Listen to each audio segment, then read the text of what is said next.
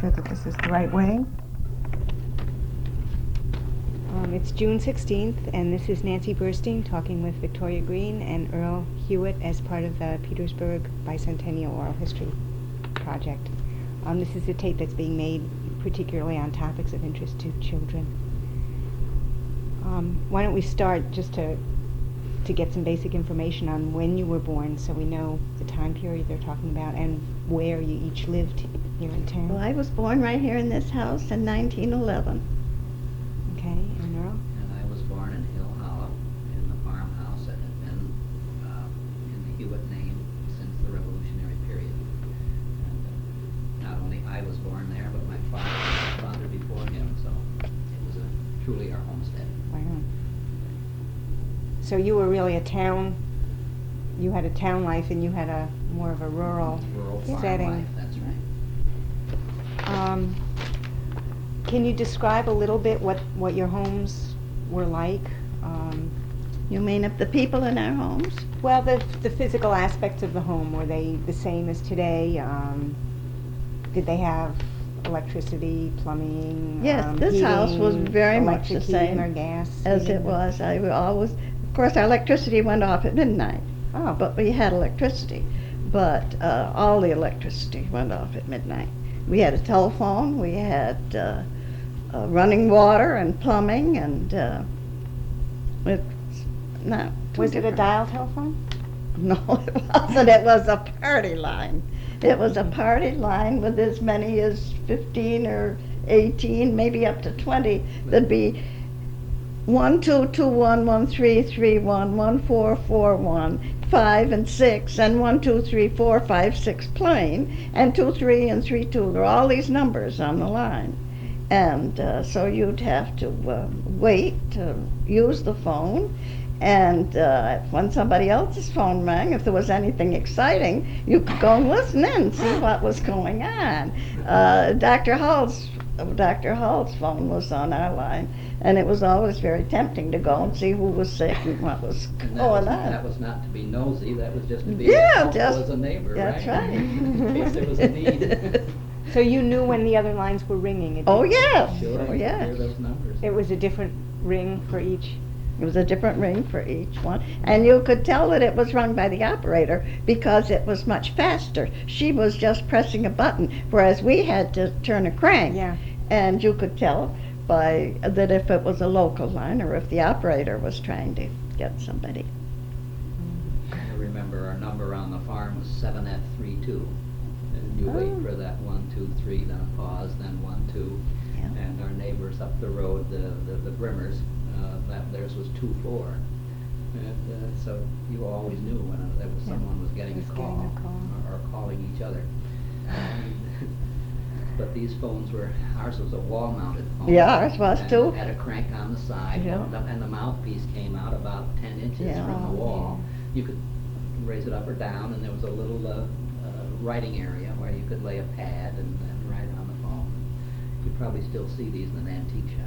Yeah, we had one hanging in our Did you? house, not functioning, but big bulky wooden things. Yeah. Yeah. Big and bulky.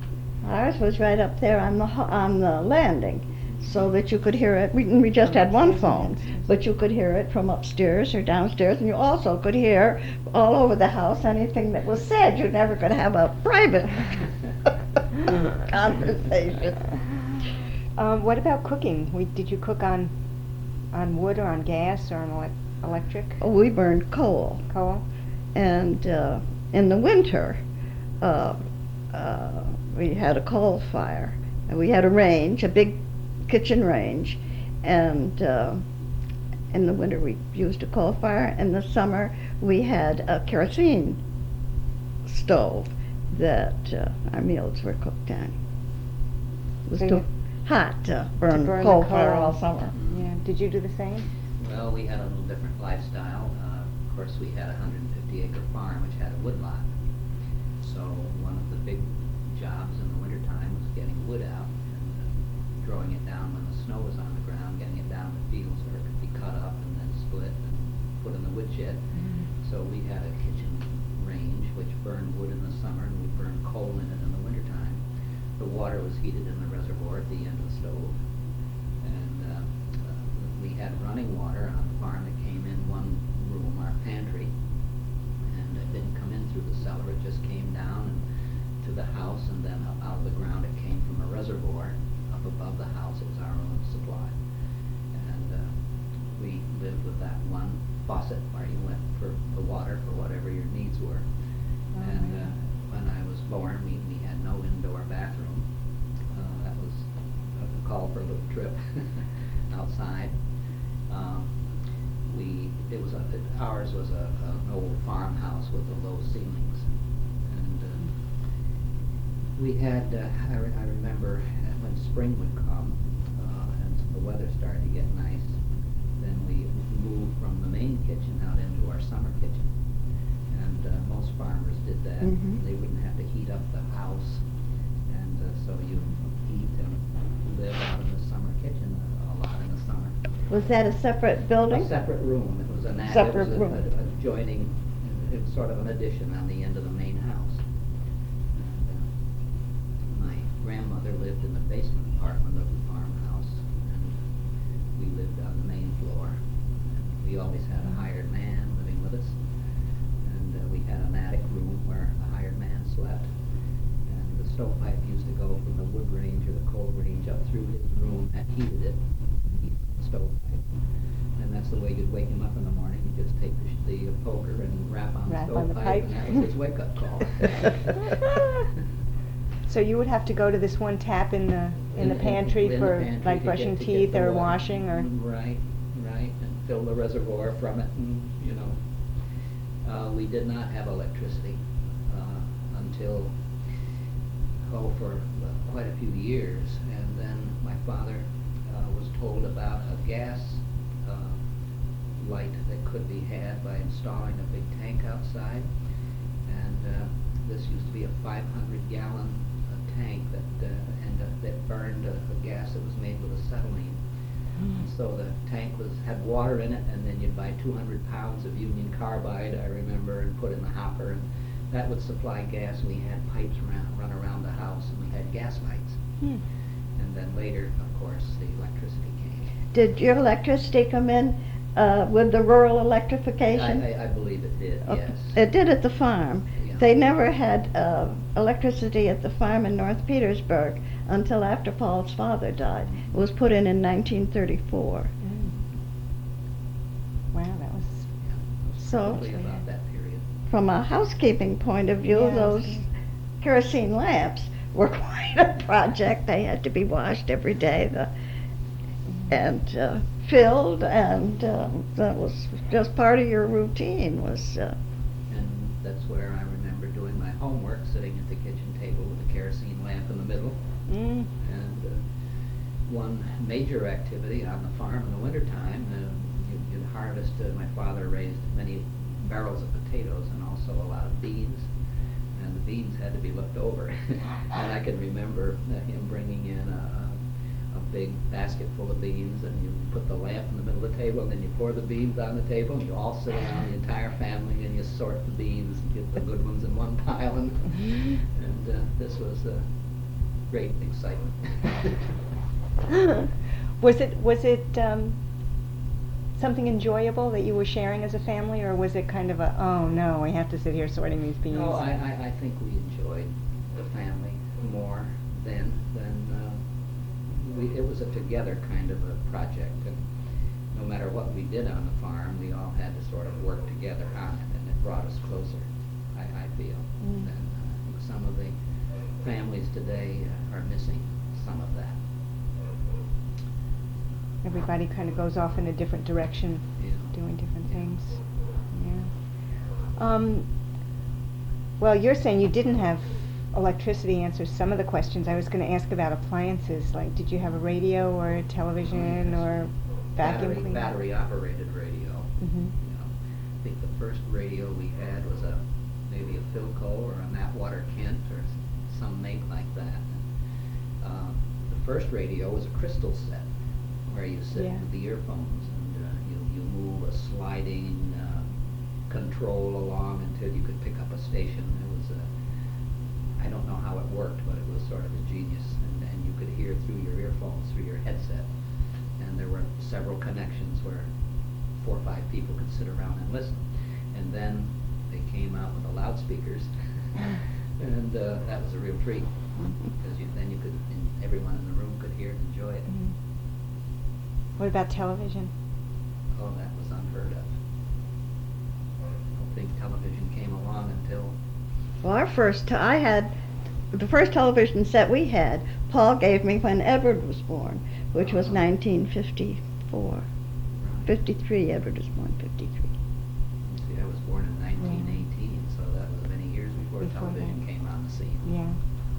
I remember, I think, the first televisions. My father got a make-it-yourself kit when they were first coming out, and I was born in 47, so. What about cars? Did you have any cars, or how did you get around? My father had a car. There weren't very many people in Petersburg who had cars, and I don't remember the car. I don't, in fact, remember my father. He died when I was 4 years old. Oh, I didn't realize that. And then Mama sold the car. She didn't keep it. It was a Chalmers. Nobody ever heard of a Chalmers now, but that was the car. And we had 2 horses. We had a riding horse, a saddle horse, and a carriage horse. But they were all sold when my father died. And so we just got around on our feet and on the bus or the train. The train really provided a lot of transportation for everybody. Well, we had horses too, of course, and we used to drive them daily to come down with milk. And this is when I was real young. Our first car was a Model T Ford, and that was a real treat. And I think our second one was a Durant. Remember the Durant car, 4-cylinder car. They didn't have antifreeze in those days to keep the radiator from freezing, so when you come home from driving in the wintertime, you had to draw the water out of the radiator. And that meant when you wanted to go somewhere, you had to go out in the cold weather and pour hot water in this radiator to get the engine warm enough to start. And there were no starters on the car, self-starters, so you had to crank them. And they didn't seem to have any oil that was thin for winter. Back then, it was just the same oil that you use in the summer, and you'd go to crank the car and you could barely turn it over. And sometimes we had to get the horses and hook on the car and pull it on the level to start it. And I still have that memory of my father putting a horse on the front of the car to pull it to get it going. Seems like it's more trouble than it's worth. Well, that was one of the jokes of the time. Somebody would be going along in a horse and carriage, and they'd see an automobile broken down, and then they'd yell, "Get a horse! Get a horse!" Well, we were lucky to have a horse to pull it. That's Yeah, right. Sure.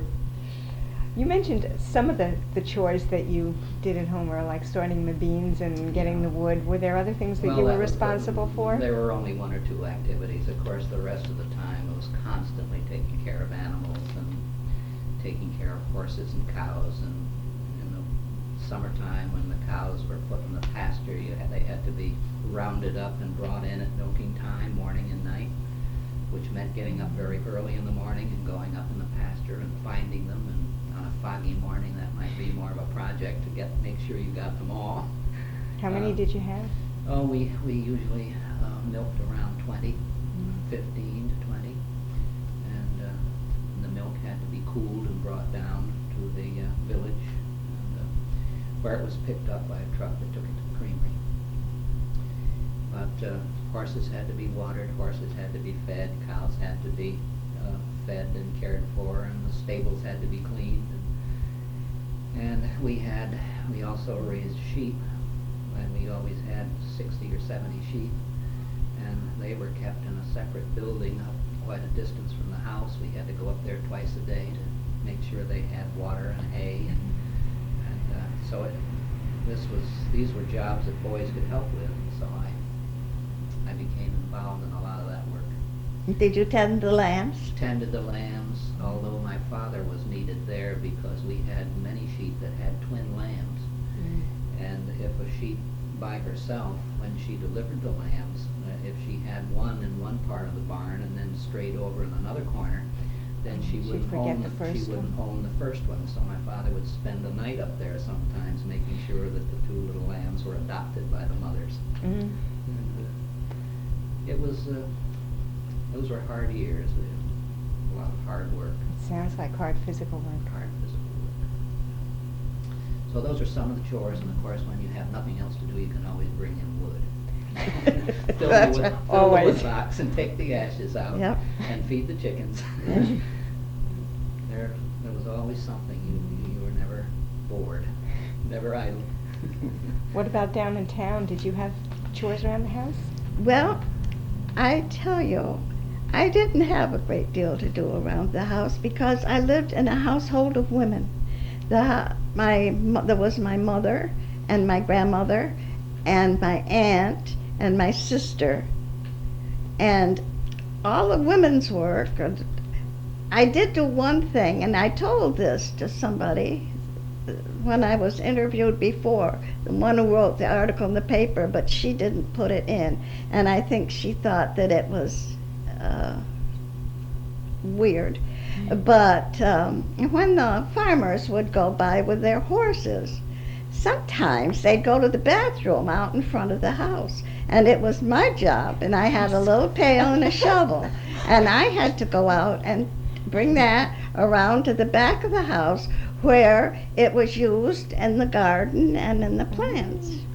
And I thought that was quite a good story. She wanted to know if I minded it, and I never minded it. It was something it was just part of what I did. And many years later, well, just a few years ago, I don't know if you know, you would know Mrs. Rice in North Petersburgh. I know, yes. Mrs. Rice had a beautiful garden, great big garden. And she was a country woman from way back. She was. She was a lovely person, and I adored her. But she had country people's ways, and she wished she could have a dead woodchuck. Oh, if she could only have a dead woodchuck, it would keep the varmints out of her garden. Something was eating her garden. And she knew if she had a dead woodchuck and could put it on her fence, that her garden would be saved. So I was driving along the road one day, and there was a nice, fresh, dead woodchuck. And I thought, suppose somebody sees me picking up this, but I couldn't. I knew she wanted it so badly, and I guess it was my childhood training of cleaning that up, because I just stopped my car and I put my groceries, took my groceries out of the bag and got out and put the dead woodchuck in and took it to her. And now I can't tell you the punchline because I don't know if it worked or not. She never told me. She just was so thankful to get it, and I'd see it on her fence where she wanted to put it. So cleaning the road was one of my projects. The dead woodchuck reminds me of our problems with crows in our cornfields. When you plant corn in large fields, the crows would always come and pull out the little plants. So the solution was to shoot some crows and stick poles in the ground and hang the crow on the poles so that the other crows would see it and stay away. And I remember doing that. So that sort of goes along with your woodchuck story. Yes, that's the way country people You weren't did. squeamish. They you grew did up that. to accept those things as this is what people do. Yeah. Did you have brothers and sisters? I had an older sister. My brother died when I was 10. That was Henry's father. You knew Henry. His father died when I was 10 years old. He was 26.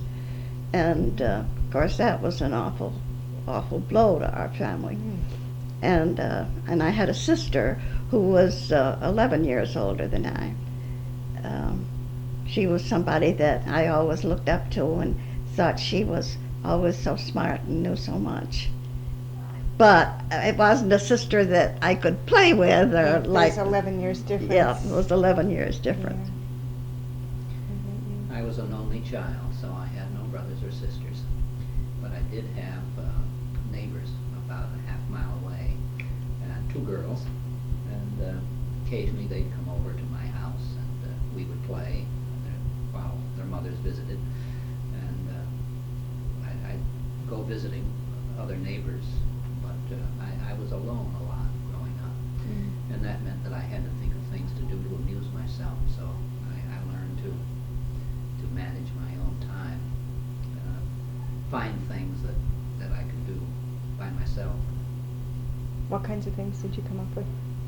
Well, of course, I went fishing, and I would go up in the woods hunting when I was old enough. And prior to that, I did all kinds of boyish things like riding a scooter and a bicycle, which I had. And I remember I built we had rock ledges near our house, and I remember chiseling out a fireplace there and putting a smokestack on it, and just enjoying myself, just burning papers and watching the smoke come out of the smokestack, and just things that you wouldn't think to do. And then we had pets, we had dogs and cats. Well, now you've always been interested in music, did you? And I always liked music, and I did take piano lessons for a short time, and didn't like to practice, so I didn't go as far as I would have gone had I worked at it harder. But I remember when I was perhaps 8 or 10 that they had a contest in the Troy Record, in the Troy paper, and they had a picture of a jar of beans, and you were supposed to guess how many beans there were in the jar. And your experience with cleaning beans kind of. and I sent in my guess, and I won a prize which was put out by the Hewitt Music Company in Troy, and it gave us some money toward a piano, so we were able to get a player piano. And I remember when we got that was a big deal, playing it, and of course later I took lessons on it. Was that the kind that had the rolls? It had the rolls, yes, and very, very heavy. It took just about every man you could find to move it, but it was, to us, it was quite an addition to the home. We enjoyed it. I think so. What about you, Victoria? What kind of Well, of games course, did I you had a lot of play? children to play with. I could, there were a lot of children down at the Wellses. I used to play down there, and Marjorie Simon and I were great friends. She lived over where Mrs. Alston lives, and we used to ride downhill in the winter. We used to play in the pines over on the other side of the Dayfoot in the summer, and we'd go to the movies. On Saturday nights there were movies at Where were the the Eagle movies? Opera House. And not every Saturday night, but probably once or twice a month, I think they'd have movies, and we'd go. And then we'd act out the movies over in the pines. We'd have sticks that were our horses, and we'd ride our horses around the pines and hang from branches and do all kinds of things that we'd seen them do in the movies. And of course, we always had lots of picnics. We were always packing a lunch and taking it over on the island, or taking it down. Stella Wells would put a blanket out on the lawn, and all the kids would get down and take our lunches and get down there and have picnics. And we had a lot, and of course it was the river. The river was a constant source of amusement. Did you play with dolls and trucks and the kinds of things? I played that with kids- dolls. I never was interested in trucks. I remember I had a toy truck, and I also had a little steam shovel that worked by cranking it, and I remember playing with that. But Victoria mentioned riding downhill in the wintertime. Of course, one thing we don't seem to have much anymore, and that's snow crust. And we used to have fields that would be crusted over. They would be just like glass, and I can remember riding great distances up there on the farm on a sled on snow crust. And I had a pair of skis that just had straps on them, and you stick your feet in Through the straps. put your toes under the straps, and then try to go down the hill, and usually I didn't make it all the way to the bottom. without falling. But another thing that we had back then that I don't see today, and that's a jumper. What's a jumper? And a jumper is a single runner with a vertical piece of wood that holds a seat that you sit on. And you sit on this, and you can balance yourself when you get going, and you can pick your feet up, and you can really go. Oh, wow. And I still have one over in the barn that I brought down from the farm, and they were a lot of fun. But I don't see them around anymore. No, I don't either. The children, we used to have jumpers. I never had one, but the boys had jumpers. And they used to ride on the bank out there with jumpers. Nowadays, the children seem to ride in cardboard boxes. Or plastic, And they leave them. or plastic sleds, Yes. which we never saw. But we had sleds, and of course another thing about it is that the automobiles they plow the roads, so that wasn't done when I was a little girl, and we could ride on sleds. They weren't plowed; they were just beaten down by the horses and the cutters, the runners, and so the roads would be slippery, very slippery. And we could go long distances on a sled. Sleighing started early in the winter and lasted all Yes, winter, right up yes. into the end of March. Maybe you could drive the sleighs and the things with the horses and not be on bare ground. And I guess not have to worry about the traffic. You didn't have to worry about it. There's one memory I have of the winter, and I have told Earl, he's heard me tell this story before, but I can remember in the morning, or maybe it would be afternoon, it would depend on the severity of the storm. We'd see the farmers come out of Hill Hollow, and they would come out just in the order that they lived. And they were as triumphant when they went through, I don't think Caesar's legions marching into Rome were any more triumphant than the Hill Hollow farmers were. And of course it was a stirring sight. The sleigh bells were ringing, and they'd have their milk cans where they were bringing the milk in, and they'd gotten through all on their own power. I'm sure that Walter Hewitt had to shovel till he got to John Moon's, and John Moon was shoveling on down, and Jack Brimmer shoveled Walter Hewitt's, and Earl saw it from the other angle. Yeah. Earl saw it from up there where they were, but I saw him when they got drive there. through the village. And You saw- Mrs. John Hewitt was a very handsome woman and a very well-dressed woman, and she didn't look like the country women at all. She was dressed right up. She could have gone to shopping on Fifth Avenue with the clothes that she had, and there she'd sit there on this sled, and there would be her husband and the milk can, and Georgia would have on maybe a fur hat, but a hat and a scarf and her gloves, and she was a picture. I remember that during those storms there were many times when you couldn't drive to the village in the road because the roads would drift so full. They didn't have anything to open them up except to get the men in the hollow together like on a Saturday, and everybody shovel out one of these places where the snow would drift.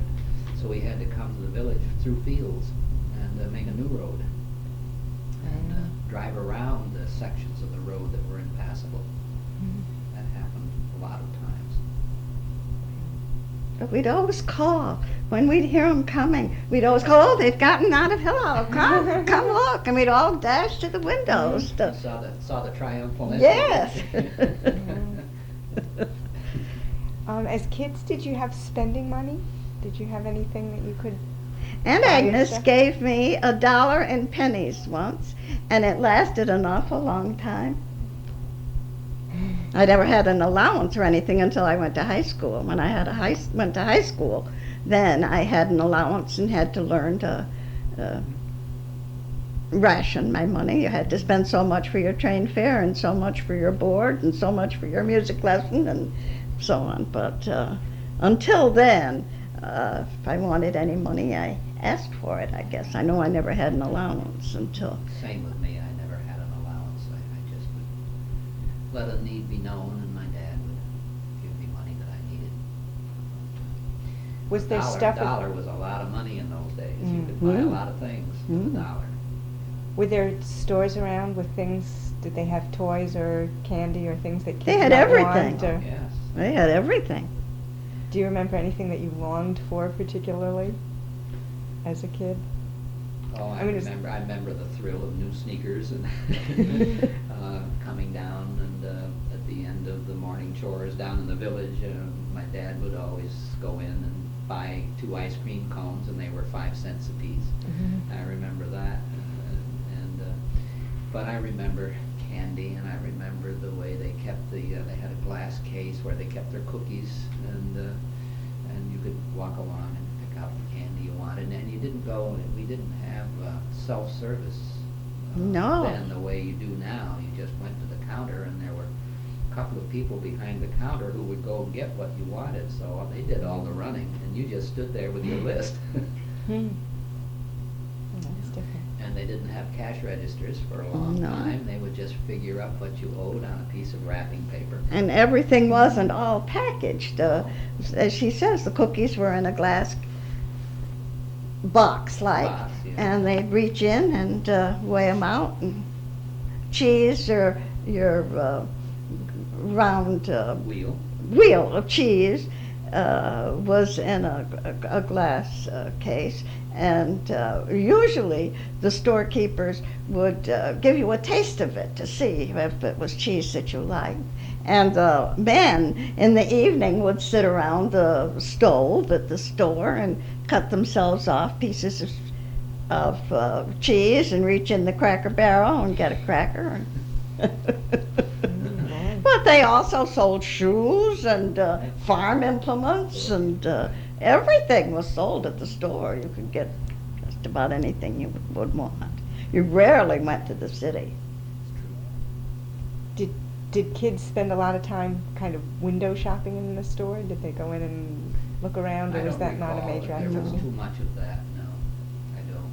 You went in the store if you needed something, except for the older men, and they'd come in the evening, and this was a place where they'd sit around the stove and visit and tell stories, and as Victoria says, eat cheese and crackers and play jokes on each other. I know that it was quite a social event.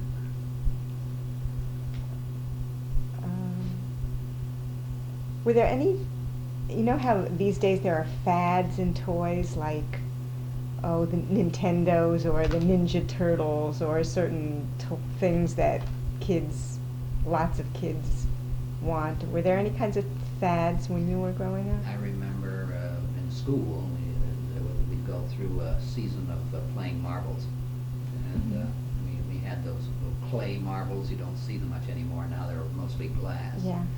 But these were these little marbles, and we used to shoot marbles at recess, and go home with a bag of marbles you had won in the game.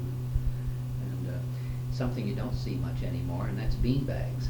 And Yeah. getting back to beans, and I remember we used to play with those a lot as children, pitch and catch, and they're kind of fun for kids. We played games too. Yeah. We played Flinch.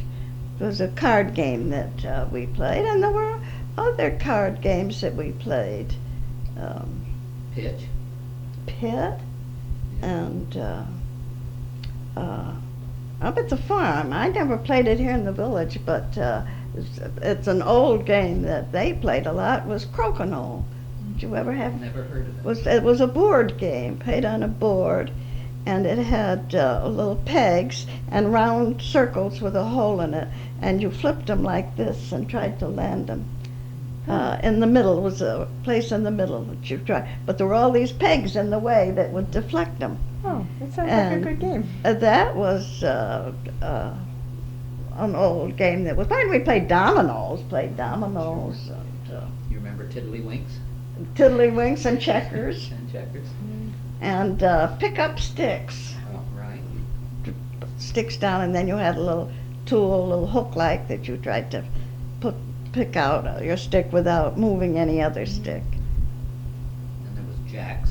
Yeah, jacks. And you had a rubber ball, and you had to bounce the ball, pick up a jack, and first you'd do it just picking one up till they were gone, then you'd try to get two and catch your ball and see who could go the highest without missing.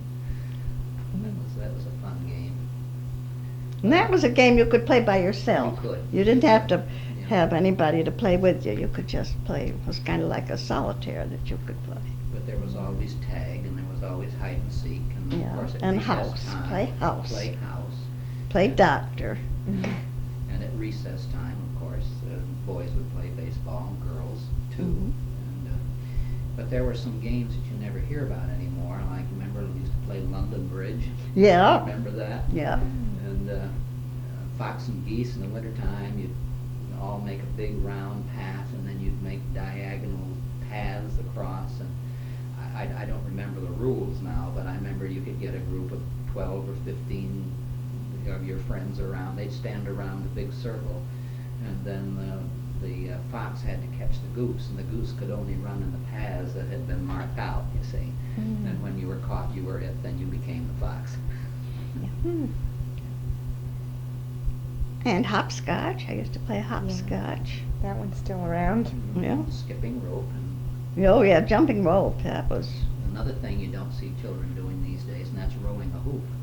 No. And you needed a stick, and you needed a tire from a wagon wheel, and you get on a level piece of road and just to keep it rolling and run alongside. And if you And see didn't how have long one, you could keep it. if you didn't have one, you went up to Ed Clark's, which is where Earl Hewitt lives now, Right. and he'd give you a hoop.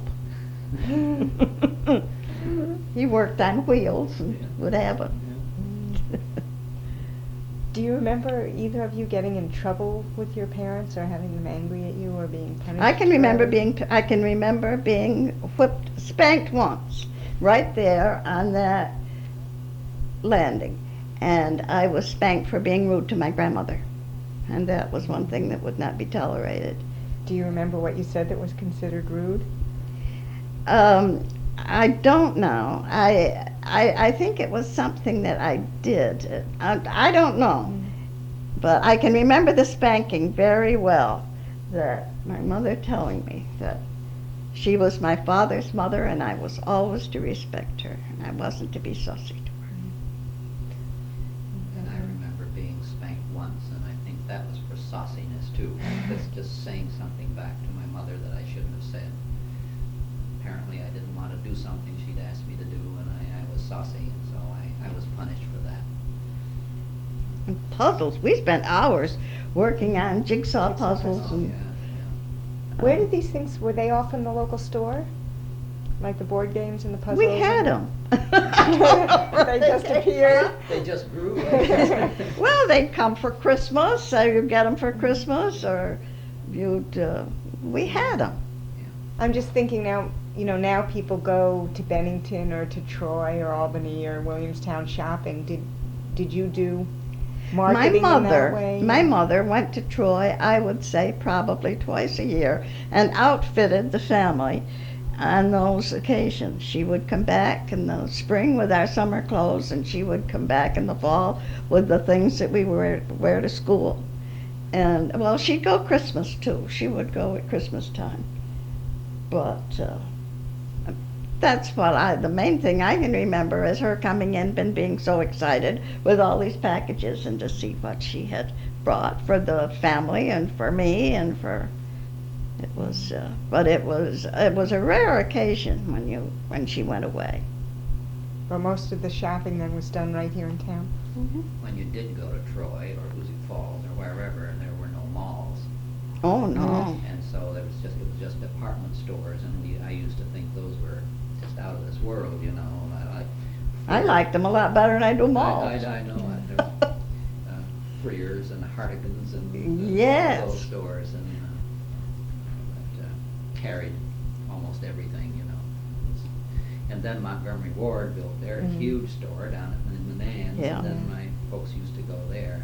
And, Yeah, and we had catalogs from there that we catalogs, would yes. order by mail. Yeah, there was a lot of, I think, catalog Yeah. shopping then, wasn't And there? we're getting back to it Yes. more. That's right.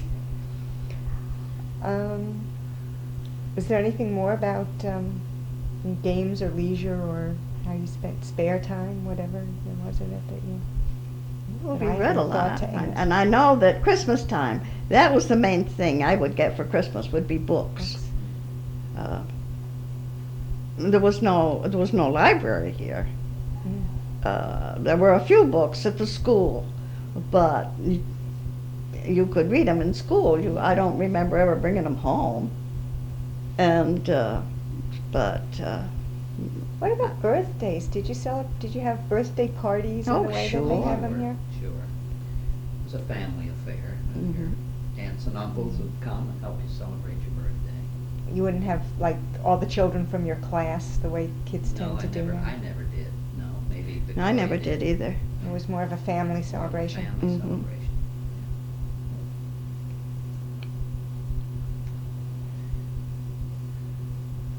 I remember that I used to get books for Christmas and my birthday. I remember a series of books. Well, the Hardy Boys were around, I guess, back then. And Probably fewer volumes of them then. fewer volumes, and I remember a whole series of Tom Swift books. I don't know if you've ever heard of him. Yeah. Tom Swift and his airship, and Tom Swift, and it was science fiction back then, but everything that it was just looking forward to the future when people could fly, and an airplane was almost unheard of. I guess I've mentioned before, when you were in the house, maybe having your dinner, if you heard an airplane, everybody dropped their Yeah. eating and ran Yeah. outside Yeah. to see the plane go by. And I remember one time we were thrilled because we saw a dirigible go over. I forget whose it was, but we looked up and here goes this gas-filled balloon, over the house, and that was a real excitement. Did- Had no idea if they made it over the mountain, but we could see the windows in it. It was really it was quite a thrill. Did you go trick-or-treating on Halloween? Oh, yes. We did in the village. You did, I imagine. Probably less because We never called it trick-or-treating. That No. term we never heard of. No. Did you call it anything? Did it have a Well, name? we would go out for Halloween. We always had to have a costume, which was always a homemade costume, something that we cobble up. And we would go to the different houses, and we'd have a thing we called a tic-tac, which we'd put on the window, and it would make an awful noise. And then they'd come out, and they'd give us some cookies or candy or something. I used to enjoy coming down the morning after Halloween and And seeing what they'd seeing done. what they had done. Yeah.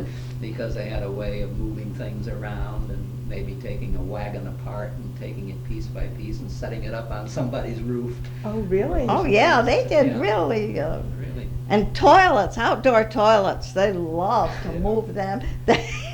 You'd find somebody's toilet would be on your yard. And they'd work so hard. You couldn't have paid them to work as hard as they would on Halloween. After I moved in the village, I had some wooden steps to get up our bank. I live on a hill, as you know, and to get up on our lawn, these wooden steps went down from the edge of the lawn to the road. And many Halloweens, those steps would get moved or taken away, and I had to go and bring them back. And I remember one year I was tired of going after it, so I chained them and padlocked them to a nearby tree. Oh, I guess you did celebrate Halloween. Yeah, it was exciting, as Earl said. The morning after Halloween, to look out and see what had landed on Jones's store roof. I don't remember many fireworks in town. Do you? Back in the early days, I remember coming down with my father once to the store, and it was the day before the 4th, and one of the Reynolds boys was there in the store that lived on the way to Troy, and he had a bag full of firecrackers, and that's the first firecracker I'd ever seen. And he was lighting them and throwing them out in the street, and I thought that was a big deal. So I remember he gave me 5 or 6, and I felt rich. I went home and lit those firecrackers, and it was the first I'd ever seen them. I was probably 8 or 10 years old. Did they have any community activities? Then there were family reunions. Yeah.